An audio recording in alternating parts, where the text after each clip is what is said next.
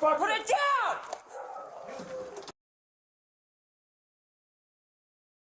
Put it down! Get on the ground now! Back up. Get out here right now! Get out!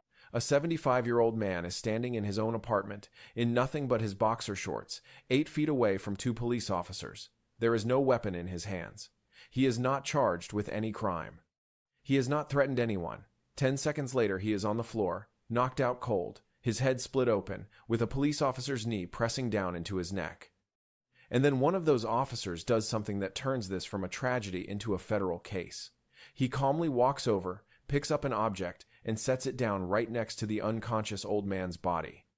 I want you to remember that moment, because that one move is the reason the city of Idaho Springs, Colorado just paid out $7 million, and the reason one of these officers is now a convicted criminal who will never wear a badge again. This is one of the clearest cases of police abuse I have ever broken down, and almost no one saw it, because they tried very hard to bury it. Let me show you exactly how it happened. No. Hey, I'm Tim. This is Brittany. That was the neighbor right there. We're the ones that called. Wait. This is Brittany. She's the one that got hit. I live here. This is my friend Brittany. And then this is my neighbor that hit her. I wasn't even here. I was outside. I literally just saw you. He banged on the door, or through the wall.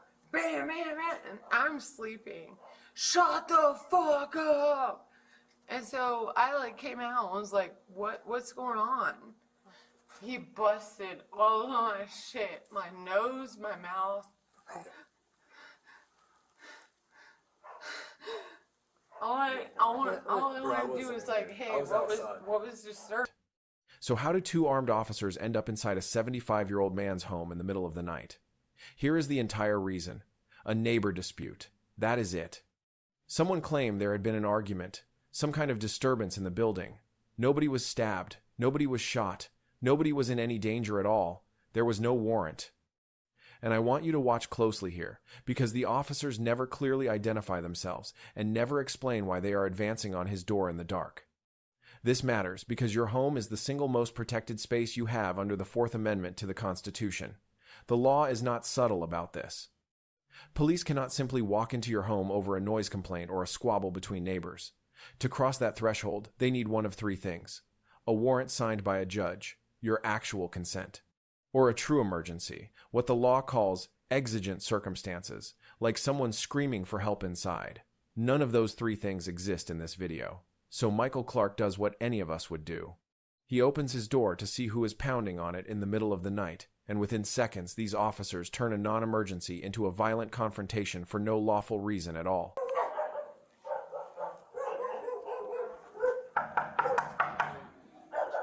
I'm gonna put my dog in the bathroom, okay? Okay. What do you want? What the fuck? Motherfucker over there! Put it down, motherfucker! Put it down!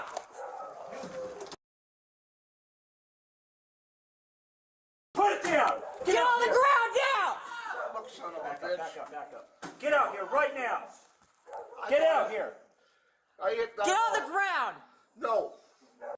Now, I need you to understand the legal line on a taser, because this is the heart of the entire case.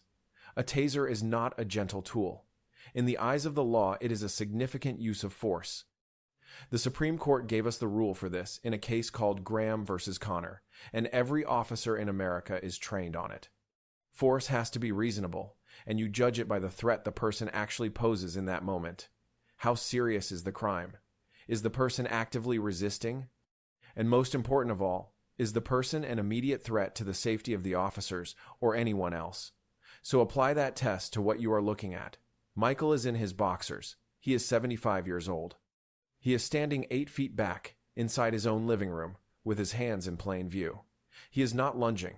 He is not armed in any way that threatens them. That is not an immediate threat under any honest reading of the law. That is a confused elderly man in his own home, and they fire anyway. He drops instantly, flies backward, and cracks his skull open on his own furniture. He is unconscious before he even hits the ground. And here is what should disturb you the most. Instead of rushing to help a man they just knocked out, They drag his limp body, they press a knee onto his head, and they compress his airway while he lies there completely motionless for more than 2 minutes. I am not going to show you the worst of that footage on this channel. You do not need to see it to understand exactly what they did to him. It was laying right there on the ground when I walked in. All right. I did not get that down. Not arguing with you.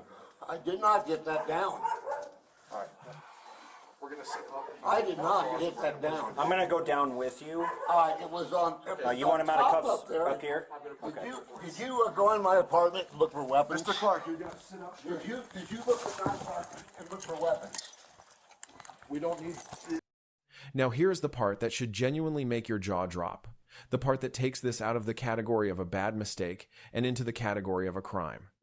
After they have tased an unconscious 75-year-old man, one of the officers walks over, picks up an object from nearby, and deliberately places it down right next to his body.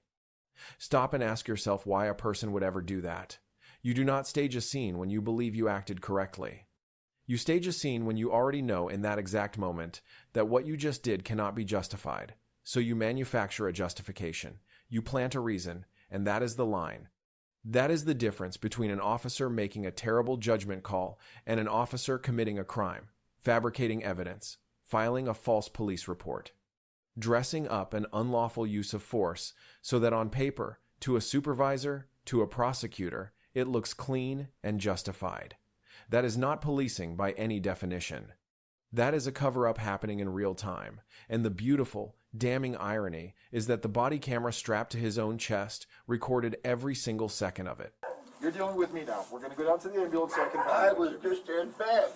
All right. We're gonna stand up on the count of 3. Ready? 1, 2, 3. Stand up. I attacked nobody. We're gonna sit on the ground. I was just laying in bed. All right. Sit back. I did nothing. And I want you to understand, they very nearly got away with all of it. The district attorney in that county refused to release this body camera footage to the public until a judge finally ordered her to hand it over. Think about that. The evidence of what these officers did existed the entire time, and the system's first instinct was to keep it hidden. And while they were sitting on that video, the police department went out and put out a public statement painting this frail, elderly man as a crazed and dangerous person swinging a weapon around. That was the story, until the real footage came out and destroyed it. Because the real Michael Clark was not a threat. The real Michael Clark was in a hospital bed. The tasing triggered a stroke. His heart began to fail. He needed surgeries that doctors were genuinely unsure his body could even survive. In a matter of minutes, he went from an independent, healthy grandfather of 7 to a man confined to a wheelchair, a man who could no longer drive himself anywhere or even cook his own meals. His entire life was taken from him. And through all of it, I want you to hold on to this single fact, because it tells you everything. Michael Clark was never charged with a single crime, not one. So what actually happened to these officers in the end? And this is the rare case where I get to tell you that accountability genuinely arrived. Both officers were fired from the department.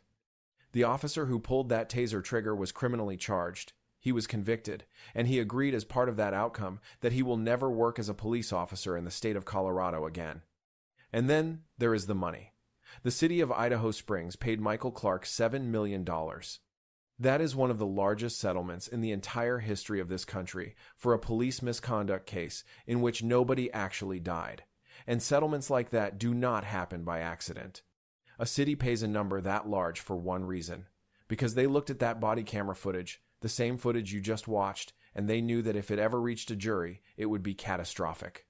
So, let me leave you with the lesson, because it applies to every single person watching. Your home is your fortress. Police need a warrant to come inside it. They need a genuine, immediate threat before they are ever allowed to put hands on you. And they are never, under any circumstance, allowed to manufacture evidence to cover their own tracks.